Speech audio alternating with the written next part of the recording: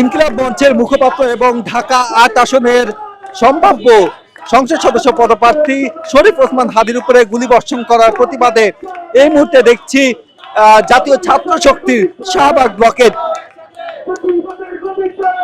শরীফ ওসমান হাদির উপরে যারা হামলাকারী রয়েছে তাদেরকে দ্রুত আইনের আওতায় এনে শাস্তির দাবি জানাচ্ছেন তারা। পাশাপাশি স্বরাষ্ট্র উপদেষ্টা পদত্যাগও দাবি করছেন এই শাহবাগ ব্লকের থেকে।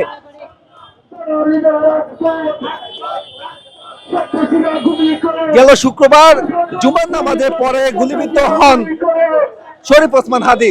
এরপর তাকে ঢাকা মেডিকেলের জরুরি বিভাগে নিয়ে যাওয়া হলে সেখান থেকে তাকে চিকিৎসা দিয়ে এভার কেয়ার হাসপাতালে নিয়ে যাওয়া হয়। এই ঘটনায় যারা দুর্বৃত্ত যারা গুলি করেছে তাদেরকে দ্রুত গ্রেফতারের দাবি জানাচ্ছে ছাত্র শক্তি। এক্সট্রিম মশার কয়েল প্ল্যান্ট ফাইবার দিয়ে তৈরি, তাই সহজে ভাঙে না, সুগন্ধিযুক্ত ও নিরবিচ্ছিন্নভাবে জ্বলে। ডেঙ্গু, চিকুনগুনিয়া বাহি সহ যে কোনো মশার বিরুদ্ধে দেয় এক্সট্রিম সুরক্ষা।